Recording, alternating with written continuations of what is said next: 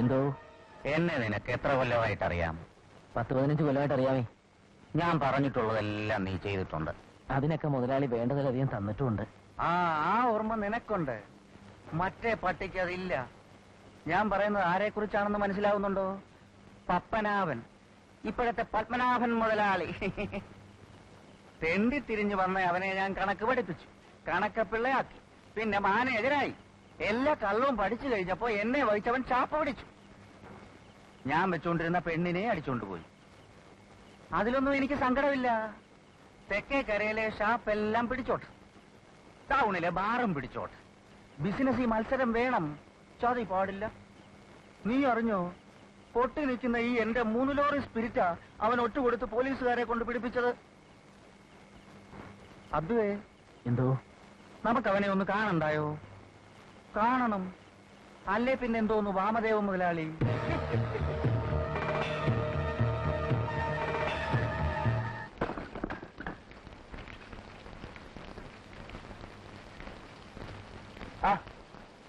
ഇതാരാ? വാമദേവൻ മുതലാളിയോ? വന്നാട്ടെ വന്നാട്ടെ. എന്നോടുള്ള ദേഷ്യവന്തരാ മുതലാളി വാതിലിനോട് കാണിക്കുന്നേ? വെറുതെ കാലുനാശായി പോവേ. നീ കളിച്ച് കളിച്ച് അപ്പന്റെ കല്യാണത്തിന് ഉപ്പുവാങ്ങാ വിളമ്പലിടാം. എന്റെ സ്പിരിറ്റ് ലോറി നീ പോലീസിനെ കൊണ്ട് പിടിപ്പിക്കും അല്ലടാ? എടോ വാമദേവ, എന്നെ വളമാക്കിയ താനും മുതലാളിയായത്. അതിലിച്ചിരി കള്ളക്കളി കളിച്ച് ഞാനും കുറെ കാശുണ്ടാക്കി എന്നുള്ളത് സത്യമാ. അതിന്റെ പേരിൽ നീ പഴപ്പിച്ചൊരു പെണ്ണിനെ ഞാൻ ഏറ്റെടുത്തു. അല്ല, എന്റെ തലയ്ക്ക് വെച്ചു തന്നു. അതന്ന്. ഇന്നവൾ എന്റെ ഭാര്യ. പഴങ്കഥ പറഞ്ഞ അവളെ ഭീഷണിപ്പെടുത്തുക, ഫോണിൽ കൂടെ എന്നെ ബ്ലാക്ക്മെയിൽ ചെയ്യാൻ ശ്രമിക്കുക. നിന്റെ സ്പിരിറ്റ് ലോറി മാത്രമല്ല, നിന്റെ കള്ളവാറ്റ് കേന്ദ്രങ്ങളും ഞാൻ പിടിപ്പിക്കും. നിന്റെ നട്ടല് ഞാൻ ഓരും. അതോടെ നീ മലക്കും.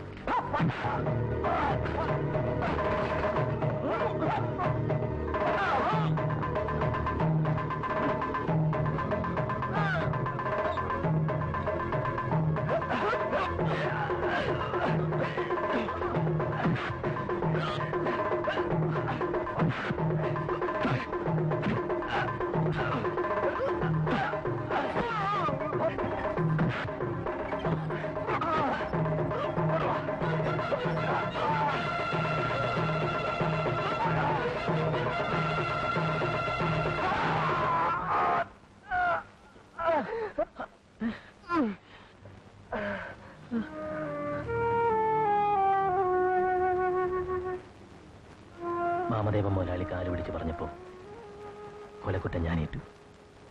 എന്നെ രക്ഷപ്പെടുത്തിക്കൊള്ളാം, എന്റെ കുടുംബത്തെ നോക്കിക്കൊള്ളാം എന്നൊക്കെ പറഞ്ഞ് എന്നെ ചതിക്കുകയായിരുന്നു. ഇടയ്ക്കൊരിക്കൽ എന്റെ ഭാര്യ ഇവിടെ വന്നപ്പോ പറഞ്ഞു, അയാളുടെ ശല്യം കാരണം അവക്കും എന്റെ കൊച്ചു പെങ്ങൾക്കും അവിടെ പൊറുക്കാൻ നിവർത്തിയില്ലാന്ന്. രാഘവേട്ടാ, ശിക്ഷ കഴിഞ്ഞ് ഞാൻ ഇറങ്ങും. എണ്ണി എണ്ണി ചോദിച്ച് കൊല്ലും ഞാനവനെ. എന്നിട്ട് ഞാനിവിടെ തിരിച്ചു വരും, ശരിക്കും കുറ്റം ചെയ്തിട്ട്.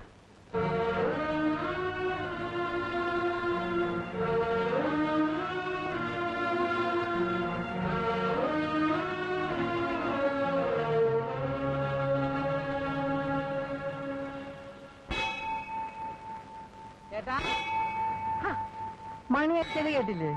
എന്നാവാ ഇന്നത്തെ കാപ്പിക്ക് നല്ല 1-ാം തരം ഗോതമ്പ് ഒഴുക്കട്ടെ. ഇടയ്ക്ക് ഞാനൊന്ന് അടുക്കളയിൽ കയറി കണ്ട് ദുഷ്ടമാരിത്തിരി തേങ്ങയും കൂടെ ചേർത്തിരുന്നെങ്കിൽ. ചേട്ടനിപ്പൊ പറ ശനിങ്ങാണല്ല. അല്ല, നമ്മുടെ പാണ്ഡ്യം മുടിയെല്ലാം വെട്ടി ആളങ്ങോട്ട് ഒതുങ്ങി അന്നത്തെ അടി ജനിച്ചേറ്റ്. നമ്മുടെ സൂപ്രണ്ട് കൈമള് ആളത്ര ശരിയല്ല. ഞാൻ ജയിലിൽ നിന്ന് ഇറങ്ങാൻ പോണെന്ന് അറിഞ്ഞപ്പോ അങ്ങർക്ക് കണ്ണുകടി. അങ്ങേരെ എന്നെ വിളിച്ചിട്ട് പറയുന്നത് താൻ ഇനി കല്യാണം കഴിക്കാൻ പാടില്ലെന്ന്. കല്യാണ വീരൻ കല്യാണം കഴിക്കാതെ പിന്നെ കിളക്കാൻ പോകാൻ പറ്റൂ? നമുക്കറിയാവുന്ന തൊഴിലല്ലേ നമുക്ക് ചെയ്യാൻ പറ്റൂ. കൈമൾ സാർ ഒരു വിവരക്കേട് പറഞ്ഞതാ, കാര്യമാക്കണ്ട. വെറുതെ അങ്ങയുടെ സമയം കളഞ്ഞു. അങ്ങേരുടെ അല്ല, എന്റെ സമയമാ പോയത്. നീ ഒന്നും ജന്മത്ത് നന്നാവത്തിലാന്ന് പറയാൻ അച്ചാരം വാചകനാടാ. ഓ,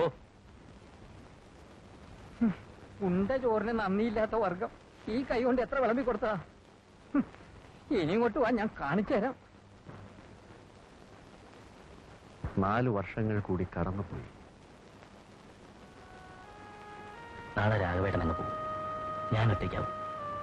ഒന്നുമില്ലെങ്കിലും സങ്കടം പറയാനും കരയാനും ഒക്കെ ഒരാളുള്ള ഒരു ആശ്വാസമായിരുന്നു. വന്നുകൂടുന്ന അനുഭവിച്ചല്ലേ ഒക്കൂ. ഇത്രയൊക്കെ സഹിച്ചില്ലേ, കുറച്ചുകൂടെ സഹിക്കുക. കാത്തിരിക്കുന്ന കുടുംബത്തിന് വേണ്ടി. പുറത്തിറങ്ങിയിട്ട് നിനക്ക് വേണ്ടി ഞാൻ എന്താ ചെയ്യണ്ടേ? രാഘവേട്ടൻ നാട്ടിലെത്തി ഭാര്യയും കുട്ടിയും കണ്ടിട്ട് അവരെയും കൂട്ടി എന്റെ വീട്ടിലൊന്ന് പോണം. വെറുതെ ഒരു സമാധാനത്തിന്.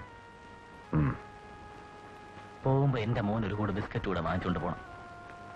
കൊടുത്തിട്ട് അവനോട് പറയണം അവന്റെ വാപ്പ വാങ്ങിച്ചു തന്നയച്ചതാണ്.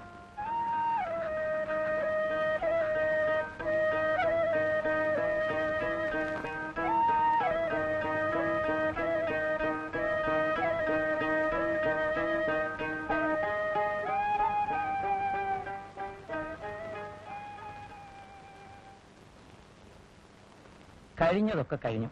ഇനിയുള്ള കാലം ഭാര്യയും കുട്ടിയും ഒക്കെ ആയിട്ട് സുഖമായി കഴിയുക. ശരി സാർ.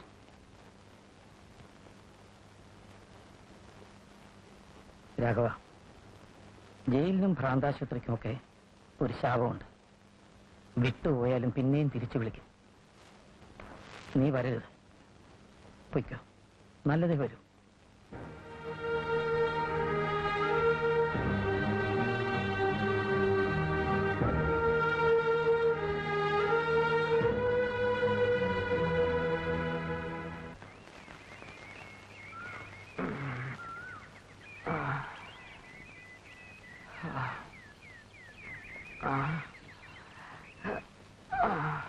ദൈവമേ ഭഗവാനെ.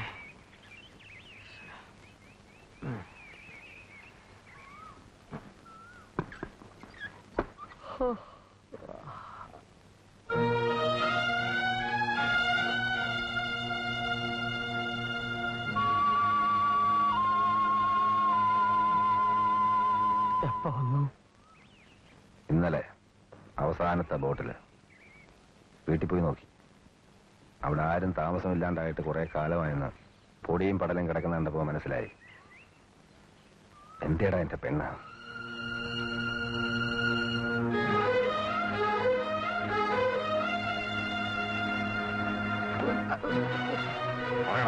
എവിടെ അവൾ? പറഞ്ഞോ, പറയടാ. എവിടെയുണ്ട് ഊമക്കുട്ടി? എനിക്കറിയത്തില്ല, ആർക്കും അറിയത്തില്ല. അവളെങ്ങോട്ടോ പോയി. കൊച്ചാട്ടനാണ് ഒടുവിൽ അവളെ കാണുന്നത്. പിന്നെ ആരും കണ്ടിട്ടില്ല. കരയായ കര മുഴുവൻ തപ്പി, അറിയാവുന്നിടത്തൊക്കെ പോയി നോക്കി. മൂപ്പന്റെ കയ്യിലും പെട്ടിട്ടില്ല, അവളുടെ ആൾക്കാരുടെ കയ്യിലും കിട്ടിയിട്ടില്ല. പിന്നെ അവൾ എങ്ങോട്ട് പോയി?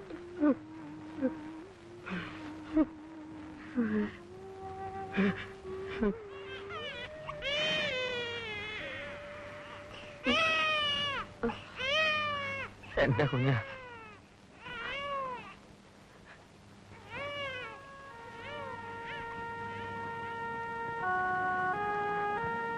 നമ്മുടെ കാർത്തിത്തള്ള ചത്തുപോയി. പിന്നെ ജാനുവിന് തുണ ഞാൻ മാത്രമായി. ഞാൻ അവളെ കെട്ടി. നമ്മുടെ മത്തായിച്ചൻ? അറിയത്തില്ല. തുടക്കത്തിൽ ഞാനും മത്തായിച്ചനും ഒരുമിച്ചായിരുന്നു കൊച്ചാട്ടന്റെ പെണ്ണിനെ അന്വേഷിച്ചു പോവാറ്. കുറെ ആയപ്പം എനിക്ക് ആശ നശിച്ചു. മത്തായിച്ചൻ അന്വേഷണം നിർത്തിയില്ല.